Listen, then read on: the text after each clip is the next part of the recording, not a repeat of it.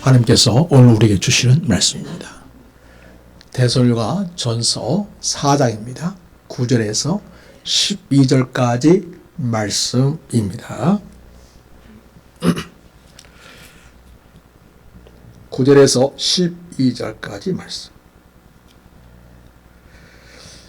제가 받들어 읽겠습니다. 형제 사랑에 관하여는 너희에게 쓸 것이 없음은 너희들 자신이 하나님의 가르치심을 받아 서로 사랑함이라. 너희가 온 마게도냐 모든 형제에 대하여 과연 이것을 행하도다. 형제들아 구원하노니 더욱 그렇게 행하고 또 너에게 명한 것 같이 조용히 자기 일을 하고 너희 손으로 일하기를 힘쓰라. 이는 의인에 대하여 단정히 행하고 또한 아무 궁핍함이 없게 하려 함이라. 아멘. 성도 여러분, 우리가 신앙생활 할 때에 종종 오해하는 것 중에 하나는 교회 생활만 잘하면 된다. 그러면 내 신앙은 온전하다. 이렇게 착각을 하는 것입니다. 예배 드리고 봉사하고 찬양하고 기도하는 일 너무 중요하죠. 이거 없다면 신자의 기본적인 예배의 삶은 없다고 봐야겠습니다. 자, 그런데 여러분, 우리 진짜 신앙은요, 예배당에서 같이 모여 하나님 앞에 공동체로 예배하는 일은 시작입니다. 진짜는 어디서부터 시작되냐면 우리가 교회 문 밖을 나가면서부터 진짜 예배 생활이 시작이 됩니다. 이 말은 일상의 삶이야말로 진정한 예배가 되어야 한다. 이 말씀이 되겠습니다. 그래서 여러분, 우리가 일하고 살아가고 있는 현장에서 우리의 신앙의 삶은 진짜로 드러나게 됩니다. 사도 바울께서는 오늘 말씀 본문을 통해서 데살로니가 교인들에게 형제 사랑에 대해서 그리고 일의 품에 대해서 이야기하고 있습니다. 당시에 데살로니가는 로마 제국에 있어서 아주 중요한 무역 중심지였습니다. 정말 부요가 넘쳤습니다. 그 지역은 경쟁이 치열한 도시였습니다. 세상적인 성공을 하려고 하는 사람들로 넘쳐났습니다. 그런 환경 속에서 믿음을 지키면서 믿음의 사람답게 세상 속에서 일을 하며 살아간다고 하는 것. 그래서 세상 사람들과는 다른 모습으로 살아간다는 것, 그것은 결코 쉬운 일이 아니었습니다. 오늘 바울 사도께서는 성도들에게 이렇게 권면하고 있습니다. 하나님께 배운 사랑을 가지고 그리고 서로 사랑해라. 그리고 조용히 살면서 자기 손으로 일해라. 이렇게 말씀하시고 있습니다. 이 말씀은 교회의 울타리 안에서만이 아니라 세상 속의 직장에서, 일터에서, 사업의 자리에서, 인간 관계에서, 옆집 사람과 이웃들과 그렇게 믿음으로 살아가는 하나님의 음성을 보여주고 있습니다. 한 크리스찬 기업가의 이야기입니다. 그는 식품 회사를 운영했습니다. 하나님께 영광이 되는 경영, 이것을 자기 회사의 사명으로 삼았습니다. 어려운 경제 속에서도 그는 결코 불법적인 거래를 하지 않았습니다. 정직하게 납품을 했습니다. 직원들의 급여를 단 한 번도 밀리지 않았습니다. 주변에서는 그렇게 하면 나중에 회사가 망한다 이렇게 말했지만 이 신실한 크리스찬 기업가인 이 사람은 하나님께서 나의 공급자이십니다 라는 믿음으로 버텨냈습니다. 그리고 그 회사는 위기 속에서 오히려 더 신뢰받는 기업이 되었습니다. 이것이 바로 하나님께 배운 사랑으로 일하는 신앙의 삶의 모습이라고 볼 수 있겠습니다. 여러분, 오늘 말씀 속에서 무엇보다도 우리는 하나님께 배운 사랑으로 형제를 섬기라 이렇게 말씀하고 있습니다. 자, 여러분, 우리가 9절 말씀 한번 같이 보겠습니다. 같이 읽겠습니다. 9절 말씀을 같이 읽겠습니다. 시작.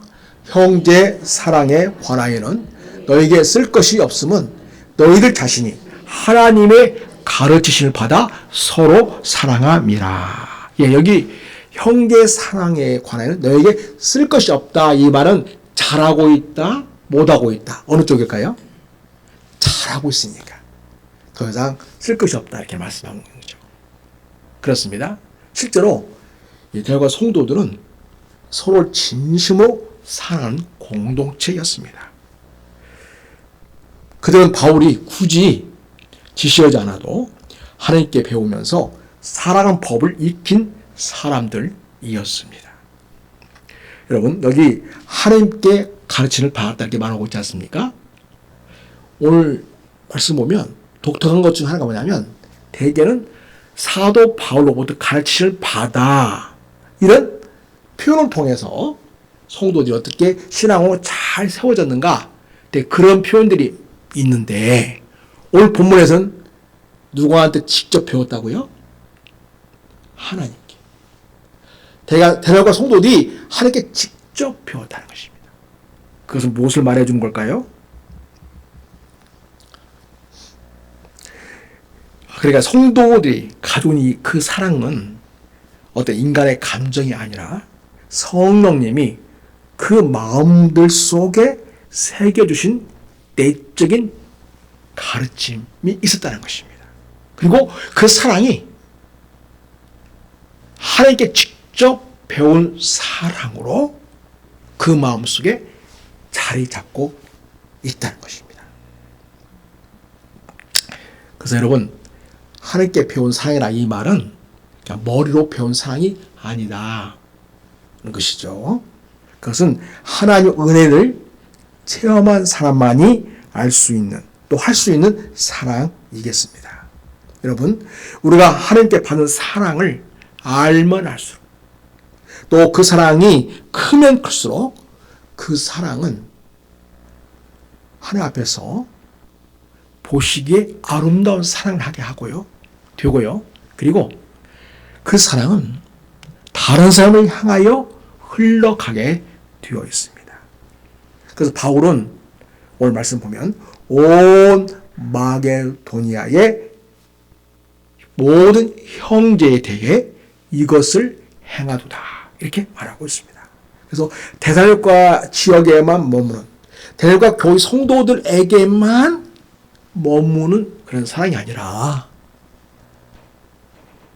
데살로니가 교회 공동체를 넘어서서 데살로니가 지역 온 지역에 더 나아가서 데살로니가 포함되어 있는 큰 땅덩어리, 큰 범주에 있는 모든 교회들과 형제 자매들에게 사랑의 모습을 보여주었다. 그렇게 그들의 사랑은 지역과 경계를 넘어서서 흘러 넘쳤다. 이렇게 말씀을 주시고 있습니다. 한 신실한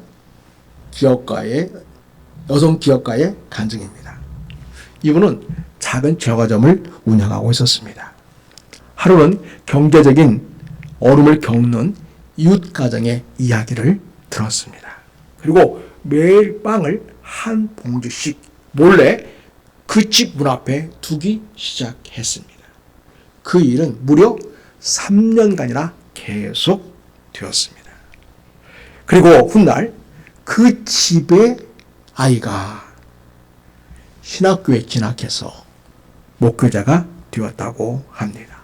그 청년은 이렇게 고백했습니다.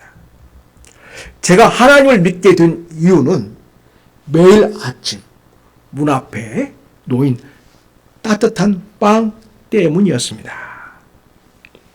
여러분, 그렇습니다.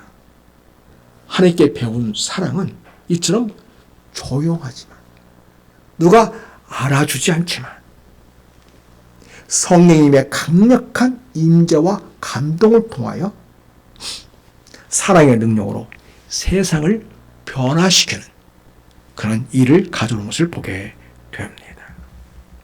그리고 여러분,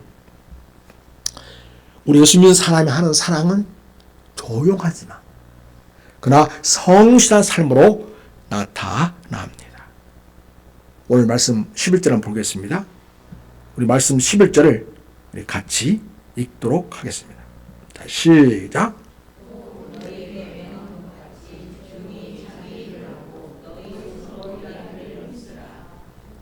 네, 그렇습니다. 또 너에게 배운 것 같이 조용히 자기 일을 해라. 너희 손으로 일하기를 힘쓰라. 그럼 조용히 자기 일을 하라는 이 표현을 한 것은 당연히 우리는 그렇게 해야 된다고 생각하죠. 그런데 어떤 사람이 있다는 거죠? 시끄럽게 자기를 떠벌리는 사람이 있다는 것입니다. 어쩌라고 그렇게 하는 걸까요? 알아달라고. 내가 이렇게 대단하다고. 그런 사람이 종종 있습니다. 그래서 여러분, 생활 속에 나타나는 실천적인 그리스도인의 삶은요, 자기 삶 속에서 조용히 있는 듯 없는 듯 그렇게 자기를 충실하면서 신앙의 본을 보이고 덕을 끼치고 사람들에게 감동을 주는 그런 사람들입니다. 제가 원고에는 없지만 생각이 나서 제가 사모님을 제 아내로 이렇게 맞아야겠다, 그런 결정적인 결심을 하게 된 계기가 있습니다. 이 사모님은 물과 같습니다. 신학가에 흐른 물과 같습니다. 뭐가 있냐면 가만히 있으면 멀리서 보면 그냥 물이 가만히 있는 것 같아요. 그런데 가까이 가서 보면 졸졸졸 흐르고 있습니다. 사모님께서 대학생 때 교회사업을 하는 거 보니까 있는지 없는지를 모르겠어요. 말이 없어요. 근데 이인경 자매가 있나? 언뜻 생각이 나서 찾아보면 자기가 있어야 할 자리,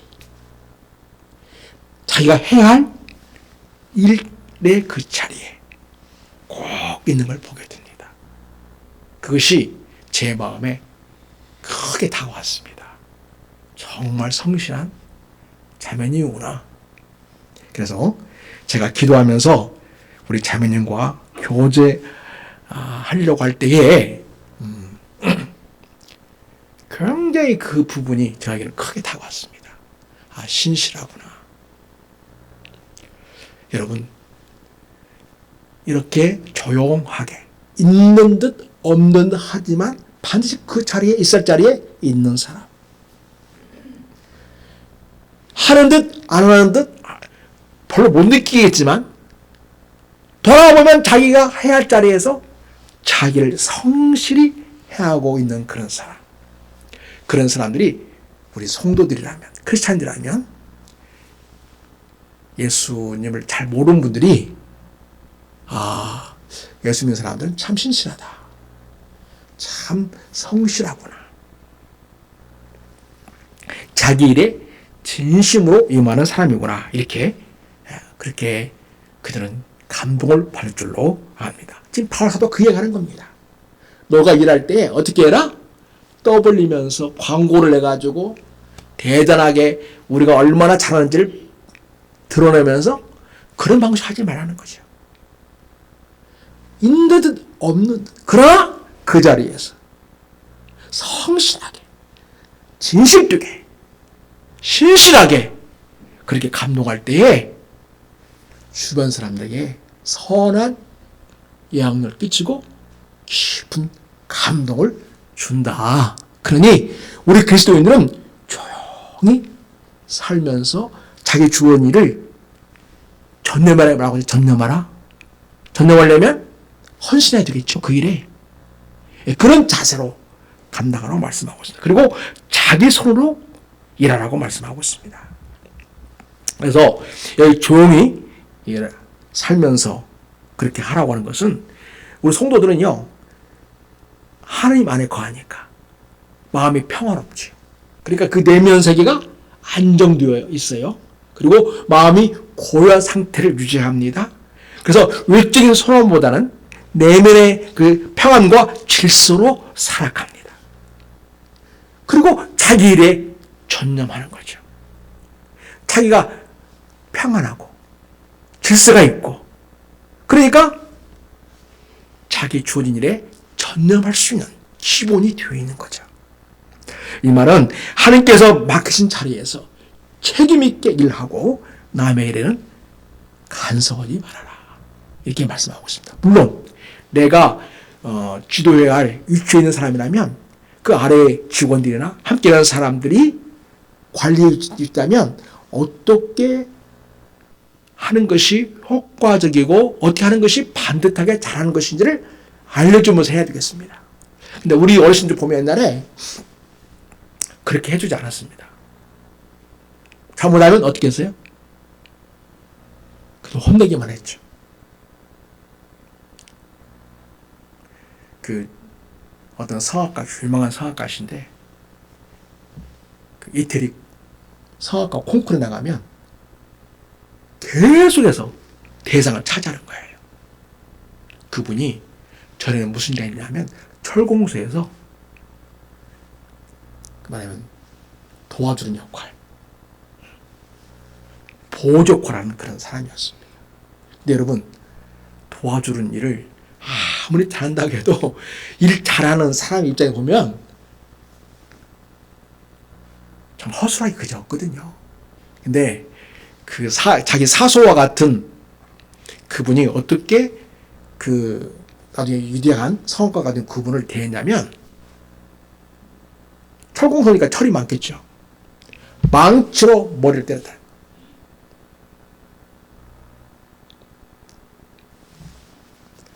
그래서 자기는 청소 시절에 이 청소에서 일을 하면서 엄청 망치로 맞았다고 말합니다. 참 무식하죠?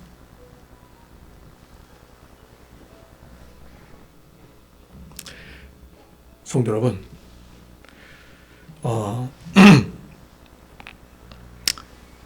그분이 나중에 예수 믿고 희망이 생겼어요. 그 전에는 내가 왜 살아야 되는지 아무 희망이 없었고 낙이 없었어요. 근데 누나 만나러 간다고 갔다가 누나가 어디에 있냐면 주일날에 쉬니까 일을 쉬니까 교회에 있는 거예요. 교회. 그 전까지는 누나가 교회 다니는 줄은 몰랐죠. 그래서 야 버스 타고 이렇게 해서 교회를 찾아와라. 근데 그 교회가 코딱지만한 아주 조그만한 개척교회였어요. 그러니까 누나가 거기서 열심히 주님을 섬기고 봉사하고 있었죠. 그때 처음으로 교회를 가본 거예요, 형제가. 그리고 거기에서 말씀을 듣다 보니 주님이 진정한 나의 주님이시다 믿어졌어요. 그 하나님을 살아계신다는 것이 마음에 확신이 되었어요. 그래, 이 하나님께, 이 예수님께 내 인생을 부탁해야겠다. 하나님, 제 인생을 책임져 주세요. 제 인생을 이끌어 주세요. 했더니 어느 날부터 꿈이 생기기 시작했어요. 꿈이 생기기 시작했어요. 근데 이 형제가 그 전까지는 몰랐는데 교회에서 와서 보니까 노래를 많이 하잖아요. 찬송을 많이 하지 않습니까? 이 찬송을 하는데 옆에서 들어보니까 다 성도님 생각할 때에도 남다른 거예요.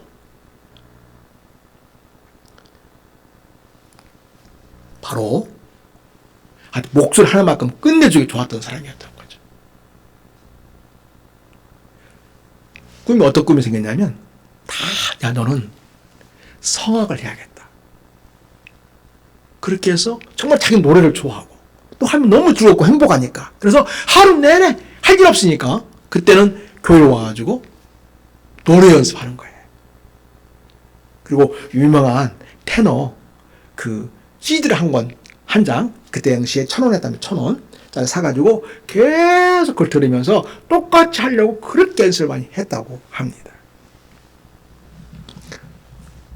마침내 이 이태리에서 알아주는 아주 대단한 성악가가 되어가지고 한국으로 오셨습니다. 이렇게 주님을 만나게 되니까 꿈을 갖게 되고 그걸 열심히 꿈을 위해서 기도하면서 노력하니까 점점점 자기의 어떤 노래에 대한 성악에 대한 그런 실력을 갖추게 되었던 것입니다. 그것은 결국 자기 인생을 더 아름답고 복된 전문적인 그런 성악의 삶을 살도록 하는 길로 이끌게 되었던 것입니다. 자, 어느 공장에서 일하는 한 질자의 이야기입니다. 그 야간 근무 중에도 회사 규정을 철저하게 지켰습니다. 한 동료가 이렇게 말합니다. 야, 어차피 보는 사람도 없는데 좀 적당히 하자. 좀 쉬어도 되지 않겠니? 이렇게 말합니다. 그럼 미소 지으면서 이렇게 대답을 합니다. 하나님은 지금도 나를 지켜보고 계셔. 몇 년 뒤에 그 사람은 그 공장의 공장장이 되었습니다. 회사 대표는 공장장으로 그 사람을 임명할 때 이렇게 사람들 앞에서 이야기했습니다. 이 사람은 기계보다 정확하고 사람보다 성실합니다. 그렇게 말했습니다. 그의 조용한 성실함이 이 회사 대표의 상임 마음까지도 움직였던 것입니다. 성도 여러분, 조용히 살고 성실하게 일하는 것은 단순한 덕목이 아닙니다. 그것은 하나님께 배운 사랑을 일상 속에서 드러내는 방식입니다. 사랑은 요란하지 않습니다. 사랑은요, 매일매일 자기 주어진 책임을 묵묵히 감당하는 삶 속에서 빛을 내게 됩니다. 그리고 여러분, 이 사랑은요, 품위 있는 일로 복음을 드러냅니다. 여러분 12절 말씀을 같이 한번 읽겠습니다. 자, 시작. 이는 유에 대하여 단정히 행하고 또한 아무 공평함이 없게 하려 함이라. 예. 이 말을 쉽게 풀어서 본문을 다시 읽으면 이렇게 됩니다. 그래서 여러분은 바깥 사람들을 대하여 품위 있게 살아가야 하고 아무에게도 신세를 지는 일이 없게 하십시오. 이렇게 번역될 수 있습니다. 당시 헬라 사회는 육체 노동을 천하게 여겼습니다. 육신은 죄똥으로 생각했거든요. 그래서 몸으로 하는 것을 귀하게 여기지 않았습니다. 그런데요, 오늘 사도 바울께서는 아니다. 노동이야말로 하나님이 하신 일을 담는 정말 중요하고 가치 있는 일이다. 이렇게 가르칩니다. 여러분 창세기 2장 15절 보면 아담을 에덴 동산에 두시면서 하나님이 말합니다. 그것을 경작해라. 그리고 그것을 지키라. 이렇게 말씀하셨습니다. 그래서 여러분 우리가 하는 노동은요, 인간의 타락에서 벌로 하는 것이 아닙니다. 물론 인간이 지나친 노동을 통해서 그 때문에 병을 얻고 어려움을 겪게 되는 것은 그건 분명한 죄로 말미암아 타락한 결과인 것이 확실합니다. 그러나 원래 노동이라는 것은 하나님 자신이 행한 일이에요. 우리 하나님이 노동이라는 걸 통해서 천지 만물을 창조하시고요.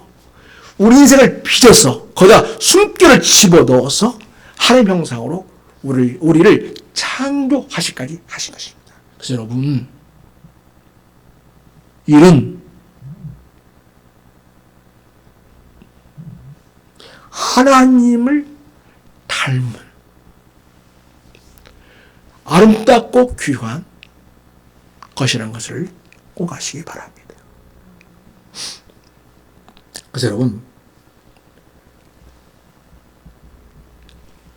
노동은요, 그래서 하나님의 거룩한 부르심이다, 이렇게 볼 수 있습니다.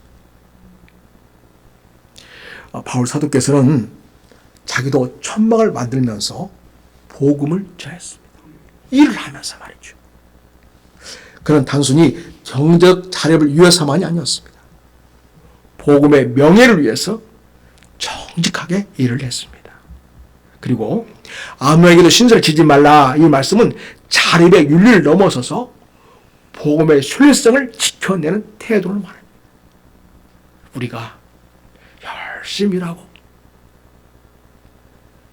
내 필요를 내 손으로 잘 감당하면서 살게 되면요, 사람들이 저 사람은 참 성실한 사람이다, 진실한 사람이다, 이렇게 하면서 내가 믿는 복음에 대해서 신뢰감을 갖게 됩니다. 만약 믿는 자가 일터에서 게으르거나 불성실하다면 그 사람이 교회 와서 아무리 찬송을 뜨겁게 하고 봉사 많이 한다고 해도 복음의 품격은 무너질 것입니다. 그러나 정직하기라고 약속을 지키는 사람은 그 자체로 바로 복음을 증거하는 사람이 되겠습니다. 한국에 한 신실한 목수 장로님이 있었습니다. 그런 집을 찍을 때 절대로 눈속임을 하지 않았습니다. 사람들은 말합니다. 여기 안 보이는 데는 대충 해도 돼요. 그런 말 나올 때마다 그는 늘 이렇게 대답했습니다. 사람의 눈에는 안 보여도 하나님의 눈에는 다 보입니다. 그의 정직함 때문에 그가 지은 집은 사람들이 이렇게 불렀습니다. 그 목수가 지은 집은 하나님의 집이다, 이렇게 불렀다는 거죠. 얼마나 명예롭습니까? 그의 일은 설교보다 더 큰 복음으로 사람들에게 감동을 주고 있었습니다. 성도 여러분, 우리가 세상 속에서 품위 있게 일하는 이유는 우리 일이 곧 하나님께 드린 예배입니다. 그리고 그 성실하게 신을 감당하는 그 일은 바로 복음을 드리는 통로입니다. 그래서 여러분, 일과 복음은 함께 어우러져 이루어지는 것입니다.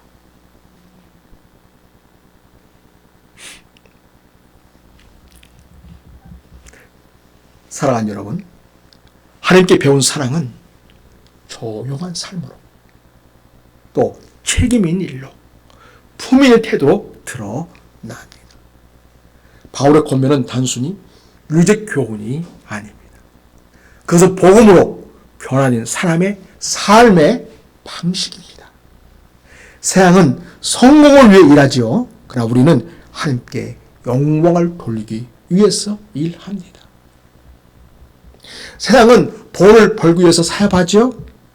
우리는 사랑을 흘러보내기 위해서 일합니다. 그것이 바로 복을 믿는 사람의 일하는 방식이 되겠습니다. 여러분, 우리 일터가, 우리의 삶의 자리가 하나님께 드리는 예배의 자리가 되기를 바랍니다. 물론 순서를 따라서 묵도하겠습니다. 찬송하겠습니다. 지금부터 말씀을 봉독하겠습니다. 설교하겠습니다. 그건 없지만 그는 순서 없지만 몸으로 예배하는 거죠. 몸으로. 삶으로 예배하는 거죠. 그럴 때 진짜 우리가 들은 이 주일날 드리는 이 예배가 우리의 삶의 일터를 통해서 진짜가 되는 것이죠.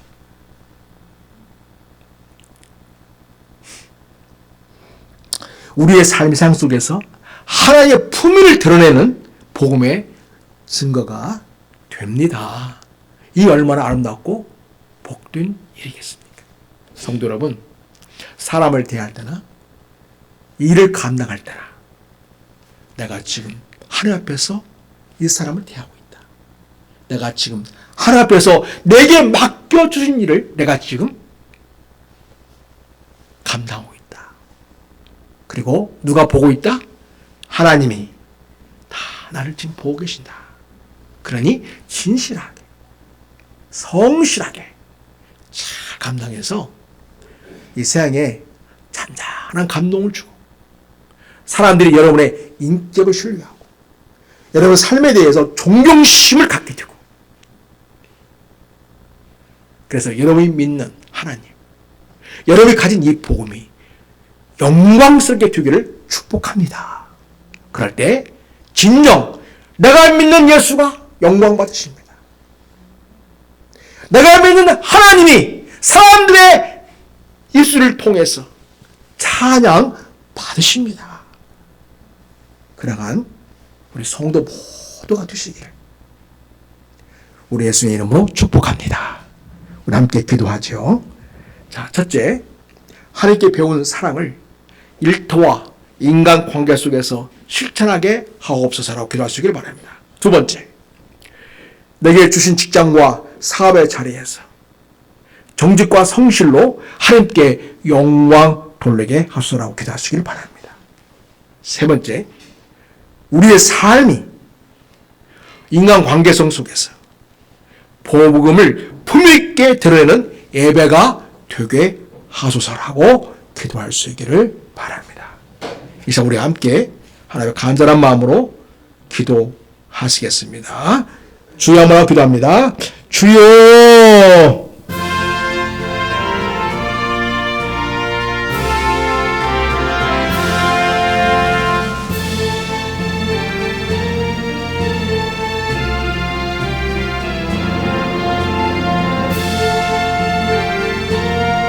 아버지,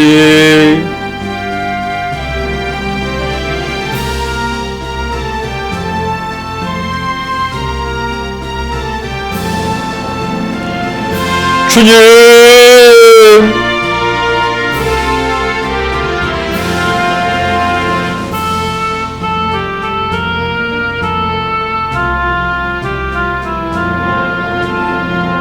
아버지 하나님,